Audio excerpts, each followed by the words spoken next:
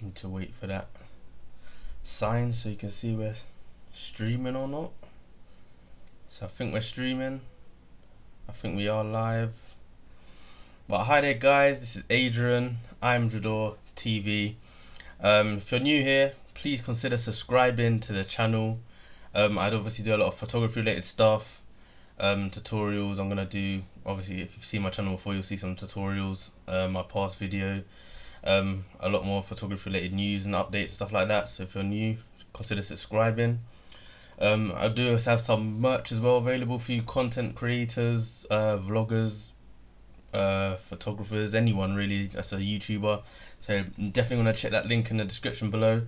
But today I've got another episode of Adobe Lightroom editing. This one I'm going to stick to like the topic of the Sony A7 picture quality. So I'm going to head over to Lightroom now. If you don't know, I edit all my pictures in just Lightroom. I don't use Photoshop for anything. So you're definitely going to just want to, if you're wondering what I did use, if you want to check my Instagram as well in the link description below. I just used Lightroom. I don't use Photoshop. I used to use it more than Lightroom, then I switched. Find out it was a lot better for me, for what I do, to just use Lightroom. So yeah, so let's get into that. Let's go. So here I got a picture I took, where was this, Canary Wharf, I believe. I was with two other photographers as well. If you want to check them out, head over to my Instagram. This is the model Ida from Norway. So she came over to shoot. It was a great shoot as well, got some great images. But if you see the picture quality straight out of the camera, this was Sony A7 35mm ROKINON, shot at 1.4, ISO 200, 1/640 Obviously it doesn't show the focal length because ROKINON is a manual focus lens, so it didn't pick it up on the mirrorless camera. But yeah, what I usually do, whoops, get that back. If you've watched my videos before, I always start with the tone curves.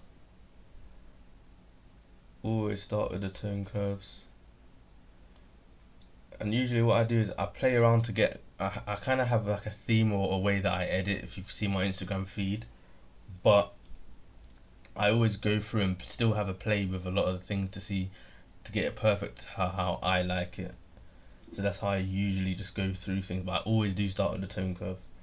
And a lot of people on YouTube say to keep it in that sort of S shape, but a lot of my pictures I don't. So it's like I said, it's down to your style, the way you edit. I don't keep it in S shape. I mean, I do maybe 40% of the time, 50% of the time. I don't really stick to that. But as you can see, I'll just bring that up. You can see what the S shape does. This is more for the contrasty bits, highlights, white bit. The whites is at the top, the darker toned, and the blacks is at the bottom.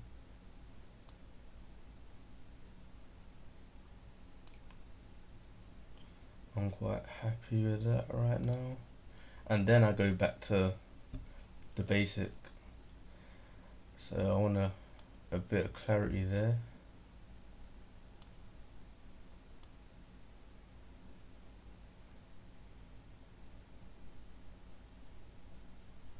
Bit brighter. Contrast, because I kind of do the contrast in the tone curves. I don't really touch it, but if I need a bit more, I may like decrease, increase. You can see the effect it has here. But I'll decrease it here, as I will put the blacks down, so it gives it a bit of that kick anyway. I'm going to bring the whites up. I'm going to bring the highlights down. I don't want to bring the highlights down is because she's wearing all white, so it might just become like she's glowing type of effect. I might go back to the vibrance and saturation later. That as well I'm going to change once I've gone to the HSL here. Once I play with this, then I'll go back, like I said, play around with all the settings and then go back on yourself to get it right. That's what I usually do.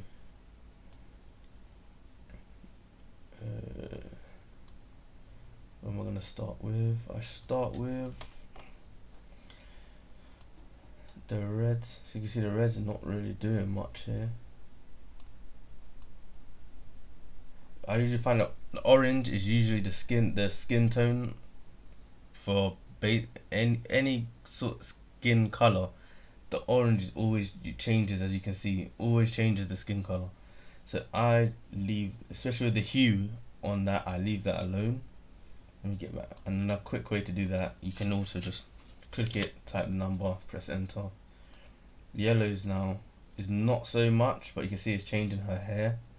Again, we don't want to mess with that.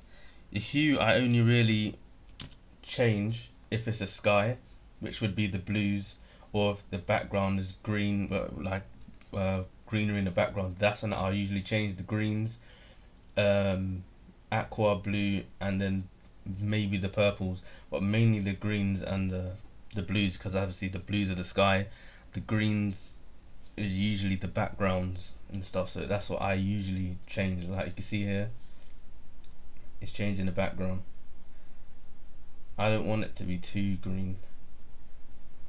I kind of like the orange effect, and as the closer you get to in the green slider, you can see the background's changing to orange. You can then, or yellow should I say, then you can change the yellow, and you can see in the background it's changing the yellow. So once you move it nearer to one color, you can use the other slider to then adjust it further. But again, I won't touch the orange slider, because we don't want to change her skin tone. We want the skin tone to stay realistic to what her natural skin tone is. Unless you want to change people's skin tone, it's up to you. Saturation. Again, that's skin tone. We'll leave that one alone. I think my screen's too far away, guys. That's better.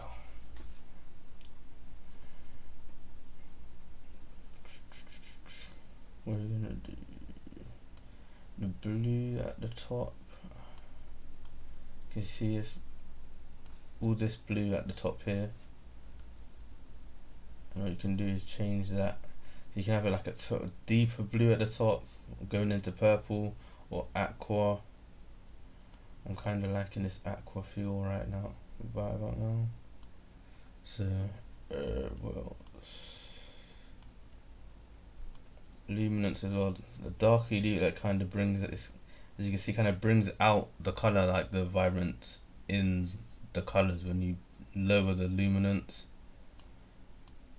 As you can see there, see that's that's drastic, but you can see the effect it has when you lower the luminance. It kind of brings out the color. So I'll have the aquas up.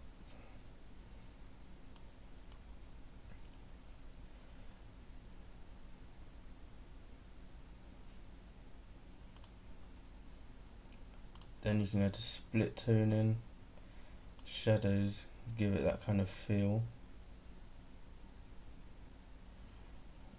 I don't really want to give it that kind of warm effect. I'll give it maybe a stick to the blues around here, and then again you can increase saturation, decrease the saturation. I'm only going to give it a 6. Highlights now, keep that in the yellow. I like that effect there.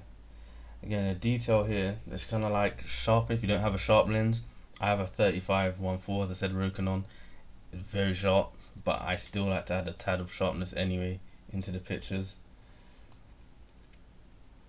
because you can kind of see the effect. See that in the hair, you can really notice it much in the hair. If you watch the hair, you can see how sharp it is there to that I just like a very sharp image. That's my preference.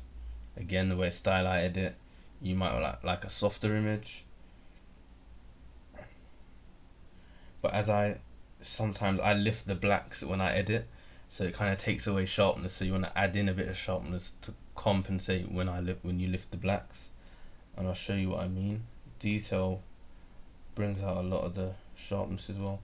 I know back to tone curve, and when you see those kind of tumblery, moody pics that you see on Instagram, and you wonder how they get that haze effect on the picture, what they usually do, well, what they always do, is crush the blacks.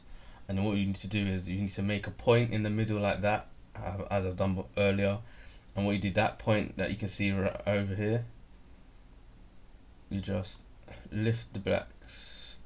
As you can see, in the shadows mainly, you can see, like, you see the difference in the, if you watch this area here, just watch the difference between that, and you can see it's got a haze over it. It's still black in the shadows, but it's just lifted, or they call it crushed, and it kind of gives it like a mood sort of in the final image. Just gives it a kind of a feel. Yeah, moody pick is what they call it. And I tend to love it because I love a moody picture. When I shoot a model, that's my style. Like, there's other photographers who have different editing styles and different ways of shooting. My style is moody pictures. I want someone to look at my picture and see the mood in the model's face or expression or just the background, whatever it is. I just personally love a moody picture. I want someone to look at it and feel something and think, or just like a breathtaking picture, rather than anything else. But that's my preference. It's all preferences, and I've said it probably a million times, but it is all preference. Yeah, and that's the thing. Sometimes you get like a editor's block, as I like to call it, where you think, what else can I do? What else can I do? Give it a minute, you'll find something. But for me, and I said in a previous video, I kind of take my pictures almost how I want the final edit to be, so it eliminates hours of editing on just like a single picture. So it'll be like a quick edit, just as I've done here. I like that. I could come back, I don't know, a week, a month, next year, and think of a totally new way to edit this, and it could be better than this one that I've just done. But again, that's why we shoot in RAW, so we can just go back and re-edit. I'll do another video on RAW versus JPEG as well. Oops. And that, for me, I think I need to do any more, to be honest. I mean, if you want it moody, you would lower the exposure, and what you do is up the highlights, and you can see it's even moodier now. So the fact that everything's darker around it, you can still see the background, but everything is darker. The subject is more popping out because that's what the light was hitting. So I've put the highlights up there. It just gives it a more moody feel. If you want to give it a more vibrant feel, I don't know, lighter tone, you can just bring it up slightly again. I haven't gone past like plus 0.1. I haven't gone below minus 1.0. It's all in that middle realm. You don't want to go too far and overdo it. As you can see here, with the highlights up, it's kind of overexposed here. But if I just bring that down, and then whites. See, either way, I like that image.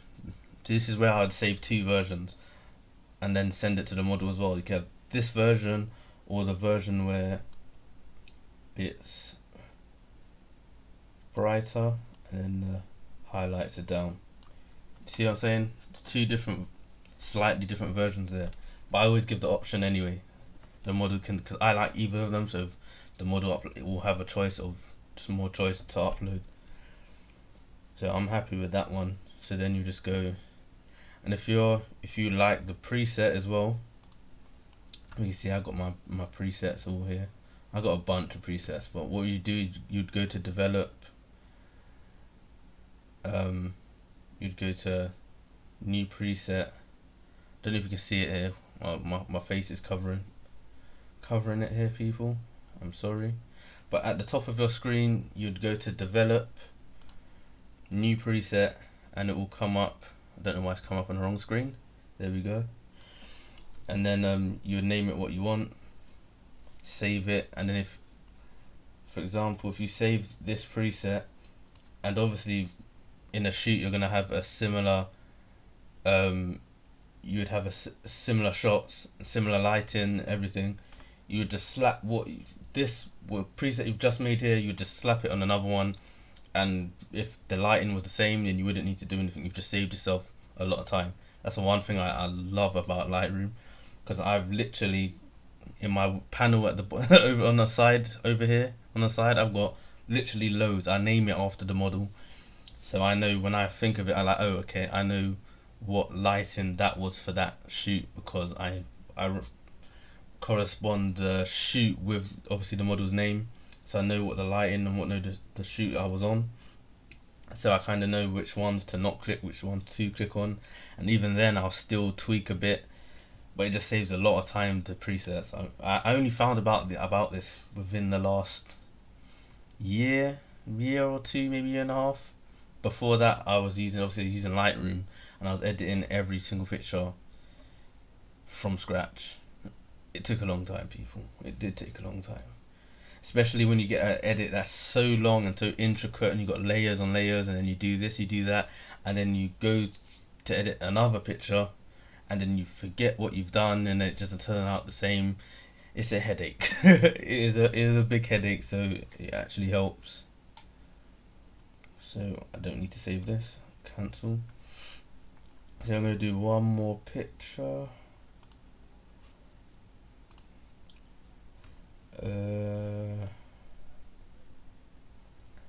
I did a shoot the same day. I got some prism work. Let's choose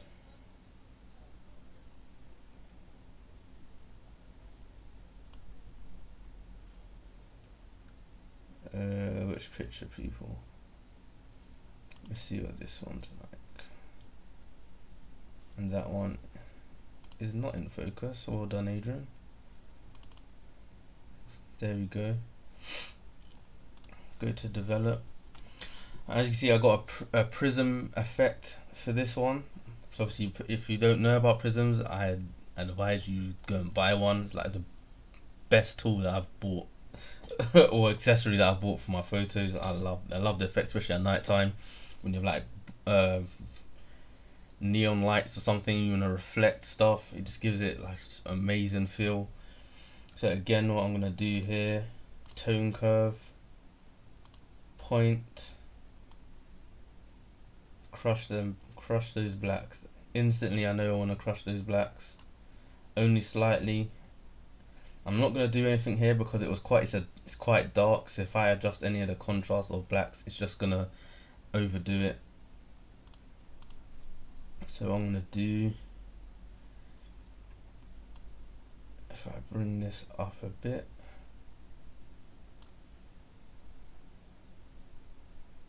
see a bit of contrast here. With these type of shots as well, when it's neon lights, you want to be very careful with the editing because it can be overdone, because you can see it's strong coloured lights, so any tweaks could overdo it. So I try not to do too much with the rest of these settings. So if I go to the HSL, you can change. If I bring that down here, the hue, the blue, you can change.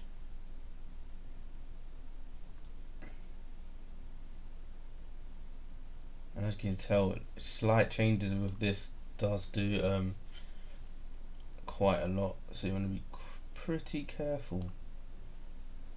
But I just wanted to show that obviously the quality right here. I mean, you can see the this, nothing's even done to the sharpness or clarity yet.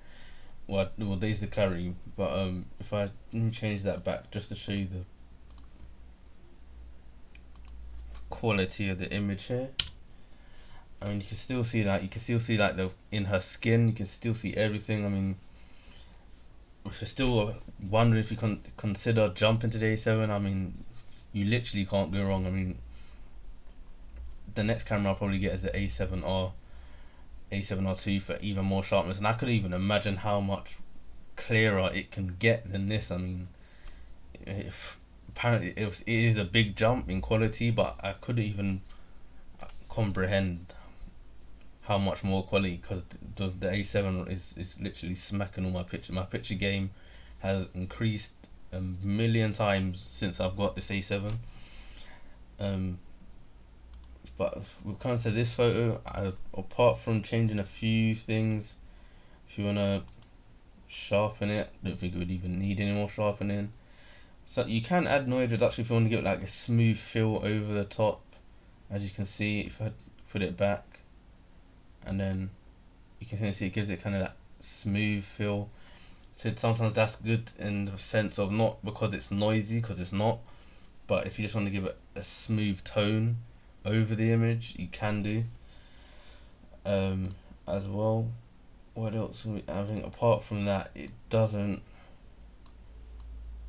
I mean, the highlights here, I do like that in the red there. Oh yeah, that, I love that instantly. I love that. Yeah, at the beginning, see the purple tone. So I actually tweaked in split tone in the highlights, shadows. I'm happy with that. I'm happy with that image. I mean, if you want to crush the blacks more, there you go.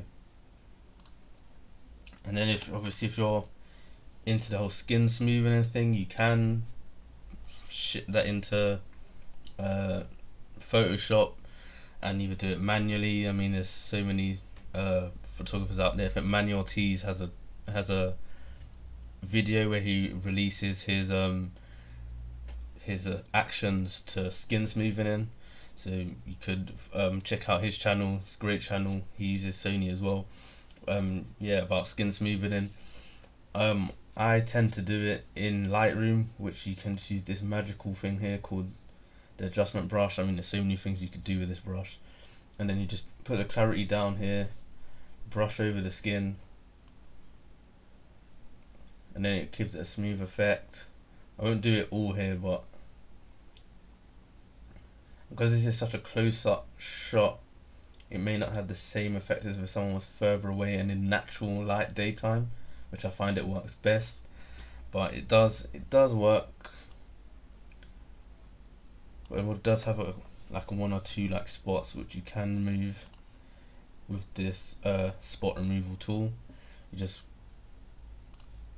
go over it, select an area that's not, see us, there you go, then it's gone, another one gone, and it kind of disappears. Kind of left two circles though, but as I said, for spot removal and that kind of thing, I would rather go to Photoshop, where it has better tools to do those sort of things. That's where Photoshop would come in for me, but I don't use it for actually editing the pictures. But as you can see, the picture quality is amazing.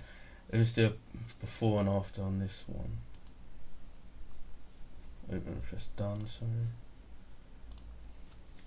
See, that's the before and after for that.